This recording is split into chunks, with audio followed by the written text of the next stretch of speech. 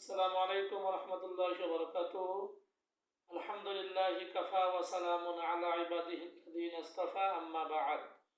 সম্মানিত দর্শক, আশা করছি আল্লাহর রহমতে সকলে ভালো আছেন। আমিও আলহামদুলিল্লাহ ভালো আছি। আমি আপনাদের সামনে আজকে বিশেষ করে আলাম তারা থেকে সূরাতুন নাস পর্যন্ত এই যে 10টি সূরা আছে, যেহেতু আমরা অনেকে সাধারণ মানুষ, আলেম না, সাধারণ মানুষরা এই 10টি সূরা কিভাবে নামাজের মধ্যে তেলাওয়াত করবে, এই 10টি সূরার বিষয় নিয়ে আপনাদের সামনে আমি আলোচনা করতে চাচ্ছি। বিষয়টি হলো, আমরা অনেক সময় সূরার যে ধারাবাহিকতা, এই জিনিসটা আমরা অনেকেই বুঝি না, বা এই মাসলাটা আমরা অনেকেই জানি না। যেমন উদাহরণস্বরূপ, আপনি প্রথম রাকাতে সূরাতুল ফাতিহা পড়লেন, পড়ার পরে আপনি লিইলাফি কুরাইশ, সূরাতুল কুরাইশ আপনি পাঠ করলেন বা তেলাওয়াত করলেন। আবার দ্বিতীয় রাকাতে দেখা গেল যে আপনি সূরা ফাতিহা শেষ করার পরে সূরাতুল ফিল, এর আগে সূরাটি পড়লেন। এটা এইরকম করাটা মাকরুহ, অর্থাৎ ধারাবাহিকতা আপনাকে ঠিক রাখতে হবে, মেনটেন করতে হবে। যেমন আপনি প্রথম রাকাতে আলাম তারা বলবেন, এর দ্বিতীয় রাকাতে আপনি সূরা কুরাইশ পড়তে পারবেন। এটা হলো ধারাবাহিকতা, যে সূরার পরে যে সূরা, এইভাবে নামাজের মধ্যে এভাবে তেলাওয়াত করার নিয়ম। কিন্তু এই যে আলাম তারা থেকে সূরা নাস আমরা অনেকেই করে থাকি এরকম নামাজের মধ্যে, যে আমি ধরেন 4 রাকাত বিশিষ্ট নামাজ করতেছি, প্রথম রাকাতে আলাম তারা বললাম,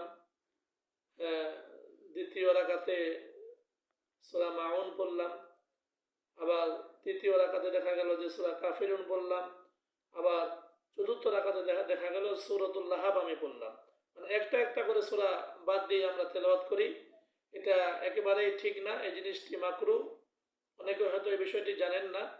ছোট ছোট যে সূরাগুলি আছে নামাজের মধ্যে, মিনিমাম আপনাকে 2টি সূরা বাদ দেওয়ার পরে এরপরে সূরাটি আপনি পড়তে পারবেন। যেমন উদাহরণস্বরূপ, আপনি প্রথম রাকাতে সূরাতুল মাউন আপনি তেলাওয়াত করলেন, এরপরে আপনি দ্বিতীয় রাকাতে যদি আপনি সূরা কাউসার বাদ দিয়ে যদি কাফিরুন পড়েন, এটা ঠিক হবে না, এইভাবে পড়লে মাকরুহ হবে। আপনাকে সূরা কাউসার এবং কাফিরুন এই 2টি সূরা বাদ দেওয়ার পরে যে সূরাটি আছে সূরাতুন নাসরি, ইযা জা নাসরুল্লাহি ওয়াল ফাত, এই 3য় নম্বর সূরাটা আপনাকে তেলাওয়াত করতে হবে।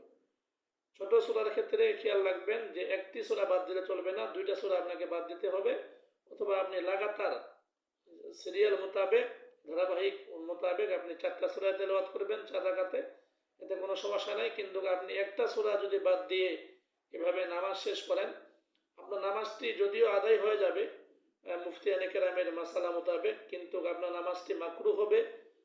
আমি এতে এভাবে তেলাওয়াত করলে আমি সওয়াব কম পাবো। বিষয়টি আশা করি বুঝতে পারছেন। ধারাবাহিকতা আমাদেরকে বজায় রাখতে হবে, এবং ছোট্ট সূরার ক্ষেত্রে এক সূরা বাদ দিলে চলবে না, 2টি সূরা বাদ দেওয়ার পরে আপনি আরেক সূরা ধরতে পারবেন, তেলাওয়াত করতে পারবেন।